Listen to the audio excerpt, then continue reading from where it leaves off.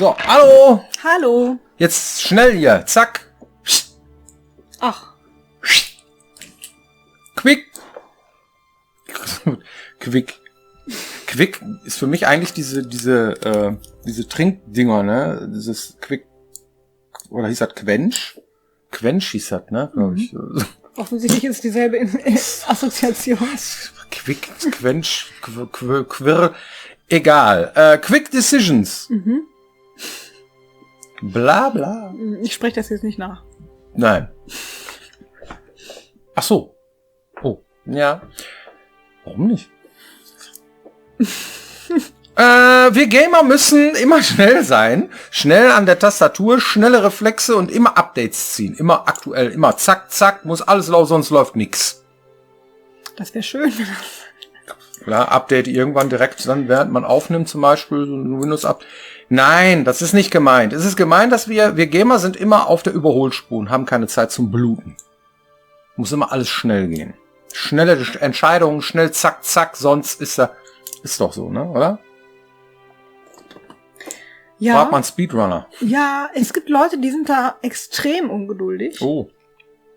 Es gibt Leute, die sind ein bisschen geduldiger. Aber ich würde sagen, wenn man jetzt so von den 90ern bis in die heutige Zeit hineinguckt, dann sind wir insgesamt auch etwas verwöhnter und ungeduldiger geworden. Ich glaube, wir erziehen uns da so ein bisschen, zu sagen, so, ich nehme mir dafür jetzt keine Zeit. Oder? Kann gut sein. Kommt mir so vor. Ja, wir fragen mal die Leute. Mhm. Wir haben weniger als 100 Leute gefragt. Sag mal, wie schnell bist du bei der Entscheidung, welche Charakterklasse du spielen willst bei einem RPG? Das heißt, schnelle Entscheidung oder sich doch Zeit lassen? Hast du die Zeit? Hast du? Und die haben Folgendes gesagt. Ich bin relativ schnell, wenn ich davon ausgehe, dass das Spiel mir gut gefällt und ich sowieso noch die zweite Charakterklasse oder die dritte auch noch spielen kann, weil ich weiß, ich spiele es 2 oder 3 Mal durch. Oh, nicht so schnell, weil ich erstmal nachlese, was welche Klasse kann. Und wirklich Charakterentwicklung dauert bei mir am allerlängsten. Also, ne, dieses typische 1 hour later. Relativ schnell, denn ich nehme meistens den, der am meisten Wumms macht beim Draufhauen. Also wenn mir klar vorgegeben wird, was ich für eine Auswahl habe an bestimmten Charakterklassen, dann kann ich mich schon recht schnell entscheiden, weil bei mir entweder halt wirklich nur in Frage kommt, ich bin der so auf so Long-Range-Attacken oder halt mitten rein als Tank. Alles andere finde ich so nicht so optimal. Also Magier kommen für mich schwieriger in Frage. Ich bin eher dann bei was anderem. Also eigentlich ich brauche nicht lange. Wenn ich nicht so genau weiß, ob mir das Spiel so richtig gefällt, dann bin ich ein bisschen unsicherer. Ich weiß nicht, ich spiele halt dann gerne was mit Magie, es muss nicht halt komplett draufklöppeln sein, aber manchmal will ich auch was zum draufklöppeln, wenn mir das mit der Magie nicht so zusagt. Also das variiert auch je nachdem.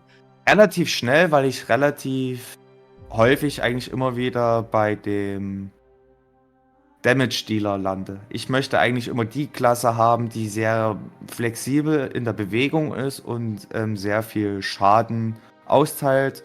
Mit dem Kontra, dass man halt nicht viel Schaden einstecken kann meistens. Aber das ist das, was ich eigentlich immer am meisten spiele. Es dauert schon ein bisschen. Also ich lese mir das schon dann genau durch. Das kann seine 1-2 Stunden schon in Anspruch nehmen. Ja. Ist natürlich auch ziemlich speziell, ne? Charakterklasse ist ja wieder was Besonderes. Ja gut, aber du musst ja sich schnell entscheiden hier. Zack, ist da was anderes? Ne? Ich glaube, es gibt Leute, die wissen von vornherein, wer sie sein wollen, weil sie immer das sind. Mhm. So, ne? Mhm. Du bist immer der Krieger in der ersten Reihe. Wer ich? Ja. Ich bin Kampfmagier meistens. Ne? So ein bisschen Magie mache ich schon, aber wenn es nicht anders geht, bin ich der Tank, ja. Stimmt. Und es gibt Leute, die machen halt immer den Magier in der zweiten Reihe. Hm? Bei unseren Spielen ist das aber nochmal ein bisschen was Besonderes, glaube ich. Ja. Weil wir halt die Leute dazu einladen, die Fraktionen erstmal kennenzulernen, bevor sie sich entscheiden. Das ist also nicht so, da geht der Screen auf, wer möchtest du sein? Krieger, Magier, Elfe, Zwerg, sondern, spiel erstmal. Da kann man sich auch stundenlang mit aufhalten, ne? Ja. Ja, ist doch schon. Ne? Gibt da manchmal so Streamer, ja, wenn die ein Spiel nur anfangen, dann brauchen die erstmal 1 Stunde oder 2. Das ist das Spiel, ne? Sich entscheiden. Ist bei unseren Spielen auch so.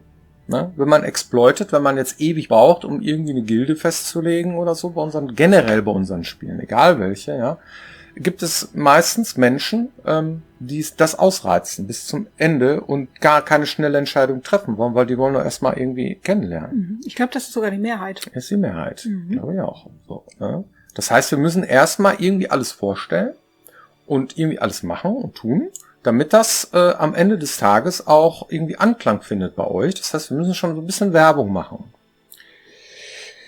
Das ist extrem spannend, finde ich diesmal, weil die Leute sich normalerweise darauf verlassen können, dass wir sie zwingen. Machen wir nicht mehr. Ja. Ne? Ihr macht das dann irgendwann. Irgendwann, in der Laufe der Geschichte, gibt's Point of No Return. So heißt doch diese Quest, die dann kommt. Ne? Vorsicht, Spoiler. Da musst du dich entscheiden. Da gibt's keinen Weg mehr zurück.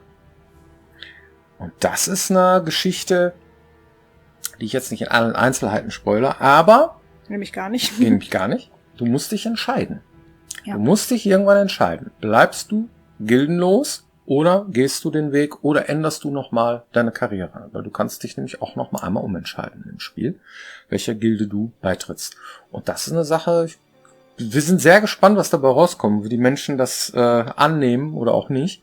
Und das wird schon super spannend. Ja, finde ich auch. Ich habe keine Ahnung, was es da erwartet. Ich gehe davon aus, dass die meisten das, wie wir schon gerade gesagt haben, ausreißen bis zum geht nicht mehr. Aber schließen sich dann nochmal an? Machen sie es dann nochmal? Oder sagen, nee, komm, jetzt habe ich die ganze Zeit ohne gespielt, jetzt ziehe ich das durch. Ich hab überhaupt keine Ahnung. Ne? Ja, die These war ja irgendwie, warum habt ihr das nicht sonst auch immer gemacht irgendwie, dass immer so die Entwicklerangst da ist irgendwie, ja, aber du hast doch so viel Mühe gegeben mit den Gilden. Und wenn die dann keiner spielt, dann ist das so schade. Ist richtig. Die ganzen Quests. Das ist richtig, aber das ist nicht der Grund. Ja. Sondern der Grund ist, wir erzählen eine Geschichte und die Geschichte, die muss das auch widerspiegeln. Auch. Und wenn die Entscheidung ist, du trittst einer Gilde bei und das hat dann weitreichende Konsequenzen für den Rest des Spiels und das hat es jetzt auch, da muss es auch irgendwie cool sein. Und wenn es also auch, das brauche ich alles gar nicht, so, ja, und die meisten Leute diese Entscheidung dann gar nicht treffen wollen oder nicht tun, dann hast du auch keine Konsequenzen. Und dann hast du so ein weiches, so, ach ja, war ganz gut so, hab irgendwie alle Dialoge weggeklickt, war ja alle nix, ne? Ich weiß nicht, hatte Konsequenzen, habe ich nicht gemerkt, so, ja, das wäre doof. So, das ist eigentlich der Hauptgrund, warum wir bisher immer den Spieler dazu gezwungen haben, im ersten Kapitel sich zu entscheiden für eine Gilde. Das war immer so, das war Tradition. Machen wir nicht mehr. Ja, das erste Mal. Dass wir trotzdem einen anderen Weg finden, diese Entscheidungen trotzdem mit einzubauen, dass es auch Konsequenzen hat, wenn du dich nicht entscheidest. Wenn das Kacke ist, dann machen wir das nächste Mal nicht nochmal. Das ist auch klar. Ne? Dann gibt's wahrscheinlich auch irgendwie, ja, das war doch super, warum habt ihr es nicht nochmal gemacht und so. Das müssen wir uns dann angucken. Das wird schon schwierig. Ne? Ja. Das ist eben keine schnelle Entscheidung diesmal. Das ist nämlich genau das Gegenteil. Da könnt ihr euch alles angucken, ja, und wir laden euch auch dazu ein, euch unheimlich viel anzugucken. Es wird also super spannend für uns. Erstens, für was entscheidet ihr euch und warum? Ja. Und zweitens, würdet ihr das nochmal so machen im Nachhinein? Das ist echt spannend. Ja. Gut. Wie lange darf denn so ein Spiel dauern? Ist dann die interessante Frage. Bei einer schnellen Wahl so, ja. Läuft sich das denn dann irgendwann tot? Warum muss man sich schnell entscheiden? Ist das dann irgendwann langweilig? Das kann sein. Das kann passieren. Ne? Ich würde sagen, das hängt davon ab, wie sehr dich das Spiel vielleicht auch ein bisschen überrascht. Ja, das heißt, wenn ich immer dasselbe erwarte und dann auch immer dasselbe bekomme dafür, dann ist das tendenziell eher ein Aufmerksamkeitskiller, während wenn ich etwas erwarte, aber etwas anderes dafür bekomme, also überrascht werde oder Dinge völlig unerwartet daherkommen, dann ist es eher so, dass ich sage, nö, ich glaube, der Spieler, der ist dann tendenziell mehr angefixt. Klingt danach, ne? Gut, wir hatten gesagt Speedruns, ne? Speedruns sind ja die Leute von der schnellen Sohle.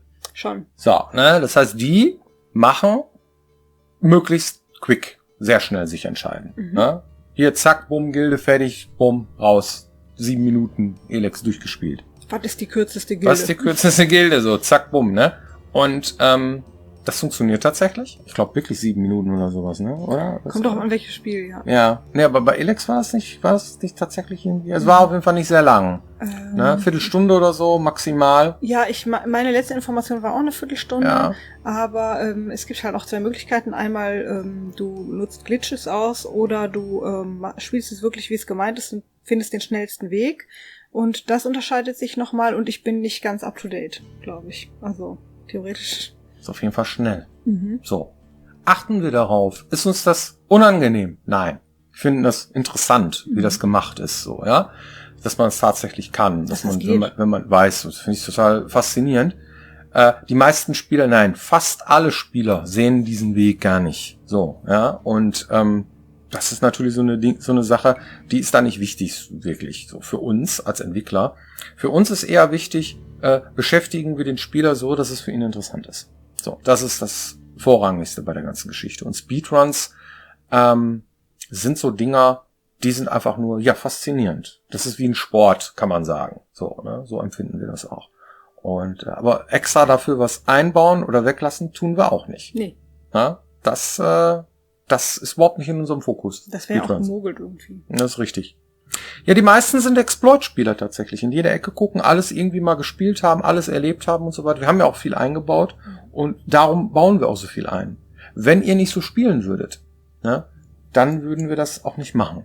Dann würden wir wahrscheinlich irgendwie sagen, na komm, mach's irgendwie linear, ne, und zack, bumm, 40 Stunden, Feierabend, Klappe zu, ne. Aber weil ihr so Exploiters oder Explorer seid, ne, ist das natürlich so eine Geschichte.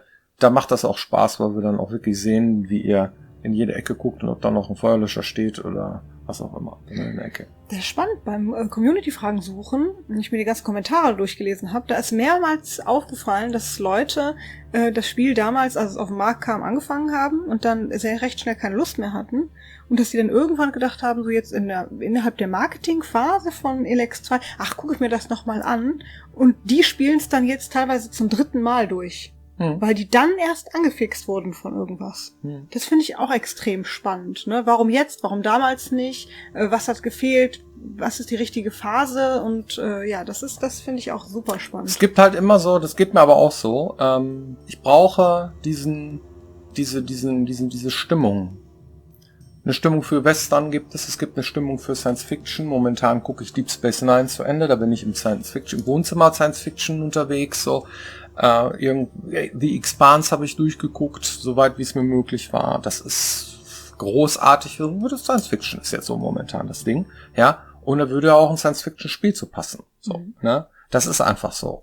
Und mal hat man irgendwie Fantasy, mal hat man was anderes. Und das finde ich auch so spannend daran. Ja. Gut, Quicktime Events, weil wir sagen Quick Decisions. Mögen wir nicht. Oh nee, muss ich auch nicht. Mögen wir nicht. Ich bin auch irgendwie zu doof dafür. Haben wir mal eingebaut, aber irgendwie hat sich das nicht wirklich, ging sich nicht aus, würde der Österreicher sagen. Ja, es macht uns keinen Spaß, die Dinger zu bauen. Und euch macht es offensichtlich keinen Spaß, in einer Spielwelt, wie wir sie bauen, zu zocken. So, deswegen machen wir das nicht. So, das ist immer irgendwie, Quicktime Events passt auch nicht zu unserem, weil unsere Spiele sind eigentlich weil Quick Decision eigentlich recht langsam. Wir sind ein recht langsames Spiel. Kampf ist herausfordernd, ja, aber wenn der Kampf vorbei ist, dann ist das Spiel eigentlich recht gemütlich. So, und das möchten wir auch, dass das so ist. Genau, ja? Das heißt, unsere Decisions sind eigentlich auch überhaupt gar nicht schnell. Nein. Es gibt wenige Ausnahmen, zum Beispiel sowas wie Beeil dich. Da muss man zweimal drüber nachdenken. Ist das jetzt ludonarrative Dissonanz oder nicht? Ne, da kann es sein, dass wir den Spieler mal aufs Glatteis führen und so und auf einmal ist irgendwas passiert und er hat gedacht, oh mein Gott, ich musste mich ja wirklich beeilen. Ja, das kann passieren, aber ansonsten hat man in der Regel auch innerhalb der Choices Zeit. Ja. Du kannst erstmal aufs Klo gehen und erstmal noch, mein Gott, was sag ich denn jetzt? Ja. Das kann man auch so stehen lassen. Gut. Hast du eine Community-Frage? Ganz bestimmt. Also, da fragt jemand, ob wir glauben, dass es möglich ist, Elex 2 nur anhand der Wegbeschreibungen der NPCs durchzuspielen, weil derjenige mag keine Questmarker. Die Antwort auf diese Frage wäre, bestimmt ist das möglich. Also, man kann theoretisch das Spiel auch ohne Questmarker spielen, das wird aber extrem schwierig. Ja. Das liegt an verschiedenen Sachen. Erstens sind nicht alle Beschreibungen gleichwertig. Ne, das heißt, die NPCs stehen ja nicht dann da in der Reihe und sagen dir, okay, am nächsten Baum gleich links und dann irgendwie nach dem dritten Blümchen musst du dann irgendwie den Weg runter oder so. Das liegt mitunter auch daran, dass unsere Wegbeschreibungen, die wir ins Spiel einbauen, eher so grobe Pointer sind. Ne? So nach dem Motto, geh mal zu de Kleriker und dann guck mal NPC Y, ich will jetzt keinen Namen spoilern, aber ne, da musst du hin. Oder sowas in der Art. Und dann musst du halt selber gucken, wie du dann zu den Klerikern kommst, sag ich jetzt mal. Theoretisch könnte es sein, dass selbst zum jetzigen Zeitpunkt bin ich mir nicht mehr sicher, aber dass ziemlich lange noch irgendjemand aus dem Levelbereich sagen könnte, oh, der Baum, der sieht aber nicht schön aus. Fupp, Baum weg. Wir haben aber die Geschichte schon längst geschrieben und die ist auch schon eingesprochen worden im Studio. Und wenn dann einer den Baum klaut, dann ist das ein Fehler, wenn er sagt, da am Baum gleich links und der Baum ist nicht mehr da. Jetzt könnt ihr sagen, ja, dann macht den Baum doch wieder hin. Aber wenn man das bei jeder Quest machen würde, dann hätte man ein sehr hohes Bugpotenzial. Deswegen bleiben Wir hatten auch sehr viele Fehler in der Vergangenheit, als wir sowas mal gemacht haben. Genau, richtig. Denn bleibt es entweder eine Ausnahme, das heißt, du hast mal eine Bewegbeschreibung, wo dann wirklich derjenige, der für die Quest zuständig ist, auch darauf achten muss, dass der Weg dann genauso aussieht, bis zum Ende, bis das Spiel in der Schachtel ist. Und das ist dann eine Aufgabe, die dich begleitet. Ja. Oder zu sagen, ich mache es eben grober, so dass es immer funktionieren kann und der Fehler da sich nicht einschleicht. Und anhand solcher Dinge kannst du dann das Spiel spielen. Das heißt, ja, aber eingeschränkt. Ja, also an vielen Stellen wird das funktionieren. Und an einigen sagt der NPC auch, ich trage dir das in deiner Adjutor ein. Da geht das nicht. Ne? Und aber in den meisten Fällen wird man das Spiel auch ohne Marker spielen können. So kann man sagen. Ne? Ein Großteil. Oder die meisten, würde ich vermuten, geht schon. Ja. Ne? Und man stolpert doch über den einen oder anderen Charakter, weil unsere Welt ist handgebaut, wie ich schon mal gesagt habe. Und das heißt, man erkennt auch die entsprechenden Vista Points wieder, die entsprechenden Locations. Ne? Wir machen keine generische Welt, die sich ständig verändert und so weiter. Da wird man sich schon gut zurechtfinden, wenn man einmal die ganzen Wege abgelatscht ist. Und dazu laden wir euch auch herzlich ein, das dann noch zu tun. Genau. Gut. Ich hoffe, das beantwortet die Frage. Ja. Und dann sehen wir uns hoffentlich nächste Woche wieder hier, wenn es heißt Piranha Byten TV. Genau. Macht's gut. Tschüss. Tschüss. So, jetzt aber schnell.